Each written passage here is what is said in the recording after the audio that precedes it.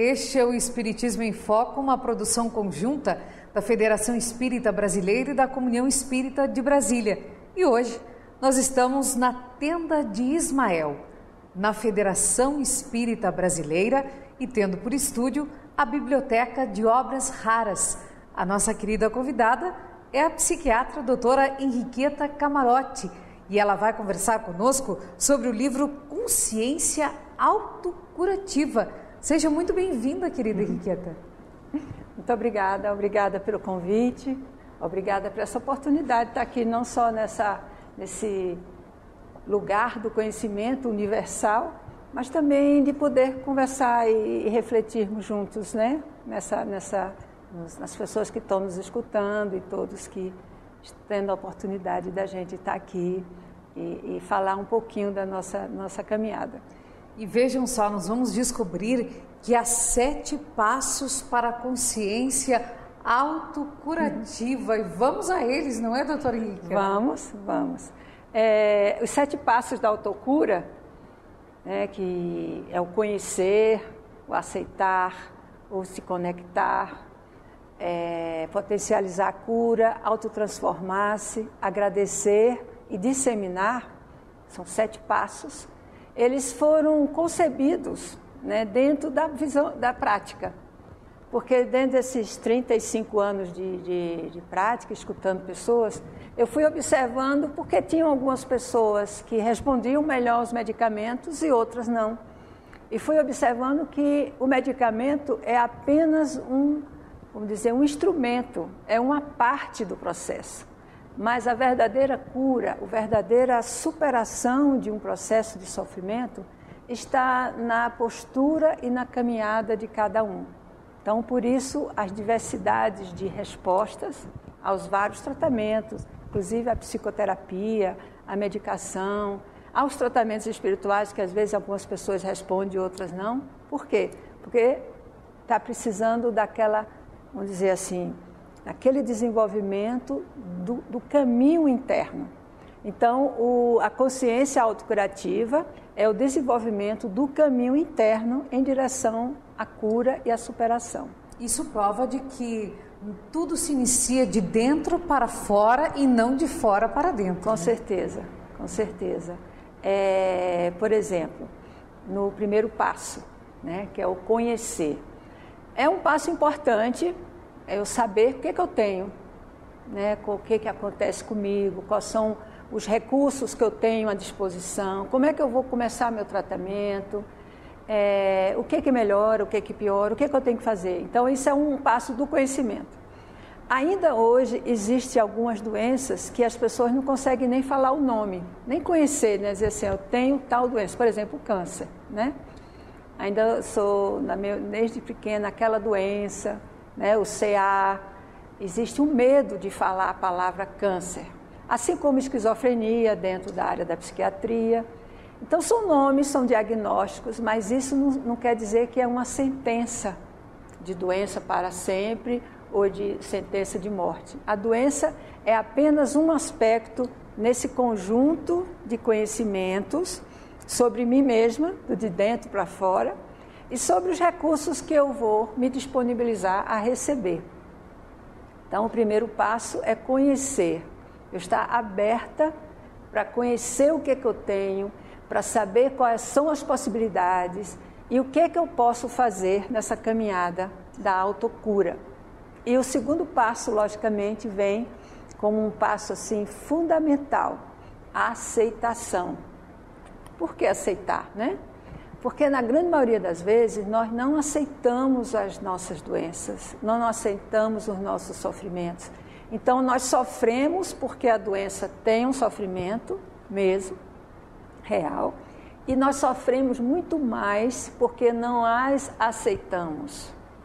Então eu vivo num confronto permanente, dizer como é que eu vou lidar com isso? Eu não me sinto merecedora. Por que comigo? Por que eu fui condenada a ter essa doença? Então, a aceitação é vamos dizer, aquele upgrade, aquele passo fundamental para eu começar a me curar. mas também está relacionado à questão da ansiedade, porque muitos de nós vivem no presente, com um passo no futuro e não esquece o passado. A aceitação com certeza tem a ver com a minha história de vida, né? Toda a minha história passada, minha relação com minha família, com o mundo. Por que eu me tornei tão fechada? Por que eu me tornei tão preconceituosa muitas vezes? Então, quando eu estou diante de um desafio, que é uma perda ou uma doença ou uma situação difícil para mim, por que eu me fecho? Eu me isolo, né? Exatamente porque eu não aprendi essa flexibilidade, esse jogo de cintura, essa visão da resiliência, dizer assim, não, o que eu posso fazer para superar o problema e aprender com ele? Então, a aceitação é aquele movimento profundo de entrar em si mesmo, do dentro para fora, e dizer assim, ok, eu tenho isso, eu estou passando por essa situação, mas o que eu posso fazer para sair? Então, eu não estou falando de uma aceitação passiva. Sim, sim. De uma resignação, entre aspas, de achar que é assim mesmo, que eu mereço. Não é isso, é o contrário. Eu estou dizendo, eu vou aceitar o que eu tenho para dizer assim, então, eu posso fazer como para superar? Então, a aceitação é aquele movimento interno para eu poder dar o movimento de superação. E o terceiro passo, qual seria ele? O terceiro passo é muito interessante, que é a conexão. É conhecido, é sabido que quando nós estamos vivendo uma dor, quer seja uma perda, quer seja uma doença, nós nos isolamos, né? Nós entramos na descrença. Ninguém vai me ajudar, só eu posso resolver, mas assim mesmo eu não tenho forças para resolver. A pessoa se isola, sobretudo na depressão, que é a área que eu mais atuo, né? Então, esse isolamento é como se você pegasse uma bateria e desplugasse ela, reabastecer a energia. Então, quando nós nos isolamos, nós nos desplugamos do universo. Então, a conexão é um reconectar-se, um replugar-se no processo. Com quem? Não, com minhas células, em primeiro lugar, com o meu corpo, com os seres que estão em minha volta, meus familiares, com os profissionais que estão me acolhendo, estão me ajudando, com as pessoas, né, que estão emitindo energia de luz, de cura, com o universo. Aí a pessoa pode dizer, mas eu não acredito em Deus. Não tem problema, o universo é o universo. A forma como você vê o universo não importa nomes, importa que é um sistema consciente, inteligente, e que as leis são muito, elas têm uma própria evolução e você pode se conectar a essas leis. Então, no lugar de você se isolar num quarto, em você mesma, se sentir, às vezes, arredio a uma ajuda, inclusive, alguém que traz, às vezes, até uma ajuda, você vai fazer exatamente o contrário, dizer, ok, com quem ou o que eu preciso me conectar? Quais são os caminhos que eu tenho à minha frente, o leque de opções, para exatamente eu fazer o caminho inverso da doença? Porque a doença foi uma desenergização do processo da vitalidade, da energia vital. Então, para eu revitalizar o meu organismo, o meu ser, a minha consciência, eu tenho que me conectar. Então, a conexão ela vem depois da aceitação, mas lembrando que a aceitação vai estar dentro da conexão. Porque quando eu aceito, às vezes eu aceito parcialmente. Aí depois vem a conexão, aí eu começo a pensar assim, mas eu estou me conectando, vem outros referenciais para me ajudar a aceitar. Porque eu estou vendo, eu estou percebendo o mundo em várias outras dimensões. Então, eu tenho mais elementos para construir a minha aceitação. É quando eu me conecto, eu me abro para o universo, eu me abro para o conhecimento da espiritualidade, das potencialidades, da construção do universo. Aí eu posso ter uma aceitação até mais sutil do meu processo. Mas eu posso também, nesse ato de conectar, eu preciso me conectar comigo mesmo, né? Com certeza. A conexão consigo mesmo, né? Aí nós podemos entrar nos conceitos da psicologia junguiana, né? A conexão com o próprio self. O que é o self? Ele é a consciência interior, a sabedoria, o Deus interno dentro de cada um de nós. Então, a conexão, ela começa por aí, mas ela também é reforçada na medida que eu me conecto com as energias curativas do universo. O Pietro Baldi, um filósofo né, italiano, ele falou né, na Grande Síntese, um livro muito espetacular, que diz assim, nós temos a Noures, que são as correntes universais do conhecimento. E quando eu me preparo, assim, com conhecimentos, já falei, com aceitação, eu posso entrar em contato com essas Noures, com esse potencial de conhecimento e aproveitar esse potencial em um benefício de uma cura pessoal. Além disso, aí nós podemos ser instrumentos dessa cura para outras pessoas, para o planeta, para outros seres do universo, né? É como se eu retirasse, então, dessas nuances, a energia vital que eu mesmo deixei escapar. Exatamente, porque quando a gente se desconecta, quando a gente anda um pouco fora da nossa missão, aí entra um conceito que eu gosto muito, é de todos nós procurarmos entender a nossa missão, né? Existe uma diferença entre projeto e ideal. Projeto é uma coisa muito material. Eu quero estudar isso, eu quero desenvolver minha profissão dessa forma, eu quero comprar uma casa, eu quero... Agora, ideal e missão, tem a ver, né? Ideal e missão estão juntos. É assim, qual é a função, qual é a missão que eu tenho em relação ao planeta, a essa oportunidade de estar aqui, vivendo, de ter aprendido, de ter estudado, de ter trazido para a minha vida, assim, ter recebido tantas coisas boas. Tem uma missão aí. E todos nós temos uma missão. Né? Pode ser a pessoa assim, que não teve nem condições de estudar, mas ela tem um aprendizado, uma sabedoria que faz com que ela seja um multiplicador da vida. Então, a conexão, voltando, né, a conexão, é essa conexão consigo mesmo. Você conversar com suas células, as células que porventura até possam estar danificadas, fazer um acordo com elas, conversar, acarinhá-las, né? Dizer, vamos em frente, vamos juntos assumir essa missão.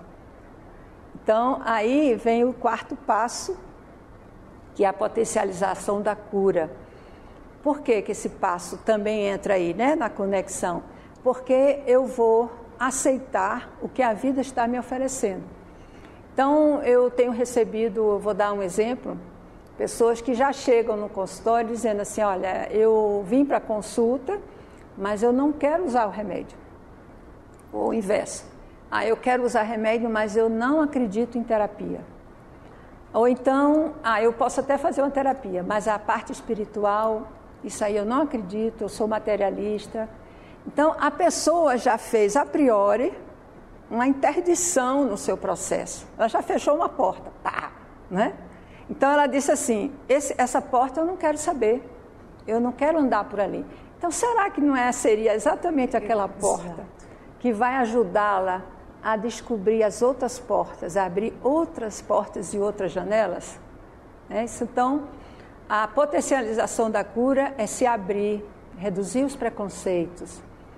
Mesmo que você diga, eu não acredito, mas eu vou. Quem sabe? Né? Eu não sou o dono da verdade absoluta. Existem milhares de coisas que pertencem ao mistério, mistério que tem o conhecimento, o problema e o mistério. Né? Então, nós podemos alcançar um pouco do conhecimento, um pouco. Podemos superar alguns problemas, mas o mistério é um processo sempre a ser descoberto. Então, a potencialização da cura é você abrir seu coração para as oportunidades que a vida te reserva. E essa oportunidade pode ser o caminho da cura, inclusive daquilo que te faz sofrer, né? Aí nós conhecemos, nós nos conectamos, tentamos nos auto-iluminar. E qual é o próximo passo, doutora Henriqueta? O próximo passo diria que é a resiliência. Eu gosto de resiliência, né? E ela é muito gostosa, não é? Quando bem entendida. Exatamente. Resiliência é a chave da nossa evolução, né? Eu aprendo com a minha caminhada. E a autotransformação é o 5º passo.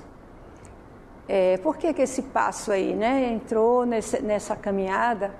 Porque toda vivência traz consigo um aprendizado e uma autotransformação. Se eu não quero conhecer o que eu tenho, se eu não aceito, se eu bloqueio, não, isso eu não mereço isso não faz parte, não quero saber, então eu já fechei portas. Se eu não me conecto e me isolo, eu também estou impedindo o processo de crescimento. E, finalmente, né, se eu não potencializo a cura, e se eu não me transformo, aquilo que eu vivi pode até melhorar um pouquinho, pode até você tomar um remédio, a dor passa. Mas aquele processo vital, de dano que houve no teu sistema, ele pode até atingir um outro sistema.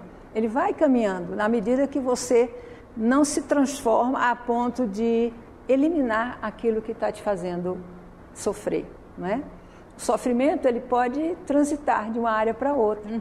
Se você não realmente se transforma a origem primeira desse sofrimento. Você não se transforma em uma pessoa melhor. E isso, Ana, eu tenho tido assim um maior privilégio de ouvir das pessoas, sabe? Olha, Henriqueta, quanto essa depressão não me fez de uma pessoa diferente. Hoje eu me sinto uma pessoa mais compreensiva, mais amorosa, mais tolerante com o sofrimento do outro. Porque muitas vezes as pessoas mais duras, né, mais racionais, elas não têm ideia do que é passar uma depressão. Ela vai dizer, tem a força de vontade, vá dar uma caminhada que resolve, vá viajar, né? Mas a depressão, ela é um sentimento muito forte, é uma angústia muito forte. E a pessoa que passa por isso e se transformou, ela vai ser uma pessoa que vai compreender muito mais quem está próximo, o outro que está vivendo um sofrimento parecido, não é? Então, a autotransformação, a capacidade de se tornar diferente, uma pessoa mais acolhedora, mais generosa, mais amorosa, é um aprendizado fundamental na caminhada da autocura. Se alguém não conseguiu dar esse salto de autotransformação, provavelmente é uma cura superficial. Ela só bloqueou os sintomas, mas ela realmente não entendeu que aquele processo está ali por uma demanda interna, a doença como linguagem, a doença como comunicação. Então, a doença está dizendo assim, faça alguma coisa, movimente, vá para frente, evolua, e você está só querendo cobrir os sintomas, né? Então, a autotransformação é o 5º passo, porque é a resiliência, transformar o sofrimento em competência.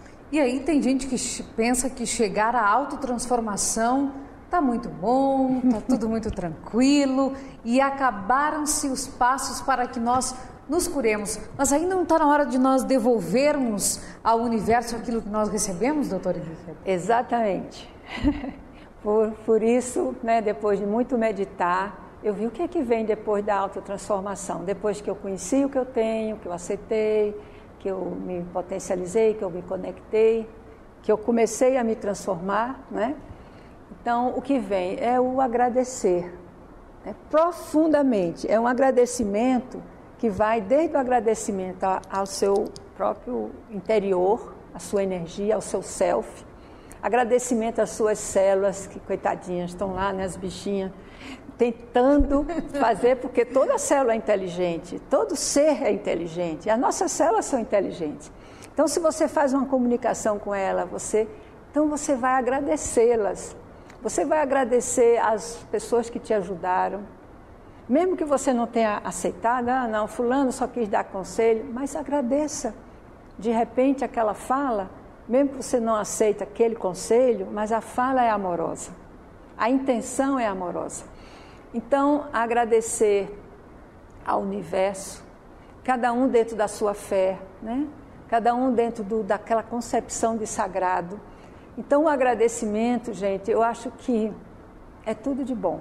E eu tenho dito muito, acho que se alguns dos meus pacientes estão aí me ouvindo, sabe. Vamos acordar o dia agradecendo, inclusive agradecer a doença. Então, essa doença está me trazendo o quê? Então, vamos agradecer a ela, agradecer a doença, a oportunidade de estar tendo essa caminhada, porque talvez se não tivesse tido essa doença, talvez eu nunca teria me tornado uma pessoa melhor. Chegamos ao plano completo, já quase encerrando o nosso programa, o 7º passo para essa autocura. Disseminar. Pois é. Então, quando eu, assim, caminhei todos esses passos e cheguei na minha transformação e no agradecimento, aquilo ali fica muito forte dentro de mim. Não é? Eu diria que não... que o meu ser já tem, ele cresceu tanto, ele expandiu tanto, que não cabe mais só dentro de mim. Eu preciso expandir isso para outras pessoas. Então, aí vem a disseminação. Eu acredito muito que quando nós passamos para outras pessoas, o nosso aprendizado, o nosso crescimento, nós estamos reforçando automaticamente aquilo que nos fez aprender e que nos fez caminhar e nossas potencialidades. Esse é um princípio dos alcoólicos anônimos, não é? Pessoas que já passaram pelaquela dificuldade de parar de beber e passaram a ser multiplicadores, ajudando outras pessoas a superar a dependência do álcool. Então, a disseminação, gente, pode ser feita de várias formas. Pode ser feita você se tornando uma pessoa mais compreensiva e dizendo algumas palavras de carinho para outra pessoa. Pode ser no seu trabalho, como um profissional das várias áreas, porque todas as áreas têm a oportunidade de ser um multiplicador, né? Não existe nenhuma área que não tenha essa oportunidade. Eu poderia até dizer, na área médica eu tenho essa oportunidade, mas isso é todas as áreas. E pode ser, que eu acredito muito, no trabalho voluntário. O trabalho voluntário, Ana, eu diria que ele tem uma tonalidade universal. É como se fosse dentro assim, imaginar a cor do amor, do rosa, do amor, né? Da emissão de generosidade. Eu diria que o trabalho voluntário, você fazer algo para uma pessoa, às vezes, que você nem conhece, você mandar emissões de cura, você ajudar uma criança que vai nascer fazendo uma roupinha mais quente, você trabalhando numa ONG para melhorar o planeta, você cuidando dos animais, recuperando os animais que estão abandonados na rua, você trabalhando pela paz, né? É algo que não tem como dimensionar, é indimensionável, né? Então, eu sugiro a todas as pessoas que eu posso ter a oportunidade de estar, né, trabalhando essa cura, que faça qualquer coisa de voluntariado. Mesmo que a pessoa trabalhe, mesmo que ela tenha, assim, 8 horas por dia, mas quem sabe 1 hora por semana, ela reserva e diz assim, essa parte aqui é uma dedicação minha sem interesse de retorno. Eu não quero nem escutar o obrigado do outro. Não precisa. Eu estou ali porque isso é por mim, né? O trabalho voluntário, eu aprendi muito isso na terapia comunitária com o professor Adalberto Barreto, que o trabalho voluntário, nós vamos fazer essa ação por mim, para me desenvolver. E automaticamente eu estou ajudando o outro a se desenvolver. Então, o outro não me deve nada. O outro não tem que ficar agradecido. Pelo contrário, eu tenho que, se houver até um agradecimento, você dizer assim, não me agradeça, faça por outra pessoa o que você está recebendo. Então, o trabalho voluntário, que é a disseminação, faz parte dessa disseminação, é um recurso extraordinário, sabe? Para a gente reforçar a nossa cura, reforçar, mas a pessoa pode até dizer, eu vou esperar eu melhorar para eu poder ajudar. Eu acho que não precisa ser bem assim. Você pode já começar a ajudar uma outra pessoa, mesmo você ainda não tendo melhorado completamente. E ela nos deixou a responsabilidade aqui de disseminar. E ela chegou aqui disseminando tanto amor, tanta fraternidade, tanta caridade, tanta solidariedade, que eu até fico envergonhada de dizer muito obrigada. Eu já estava até pensando em dizer um muito obrigada, mas ela nos deu a responsabilidade de como não só divulgadores da doutrina espírita, mas divulgadores deste amor imenso que Deus nos dá a cada minuto e a cada instante, de disseminar esta boa energia. Portanto, eu vou ter que dizer muito obrigada por tanto amor que a senhora nos trouxe aqui no Espiritismo em Foco. Eu que agradeço, Ana, eu que agradeço a todos, né, que estão nos escutando e todos que, de alguma forma, contribuíram para esse acontecimento aqui, e dizer, assim, realmente, que essa oportunidade que cada um faça por outras pessoas o que está recebendo, o que está sentindo, porque a gente recebe na medida do nosso merecimento, não é? E se eu tive essa oportunidade de escutar alguma coisa diferente e vai me ajudar, quem sabe outras pessoas não possam ter essa oportunidade também, né? Que a senhora leve um abraço muito carinhoso no seu coração, de toda a nossa equipe, que Ismael, o nosso mentor espiritual, esteja sempre junto com a senhora. E aqui essa casa, né, a tenda de Ismael, que nós estamos todos aqui hoje bebendo dessa sabedoria e dessas energias que a senhora tão lindamente descreveu aqui. Muito obrigada, e o nosso programa volta em uma outra oportunidade. Até lá!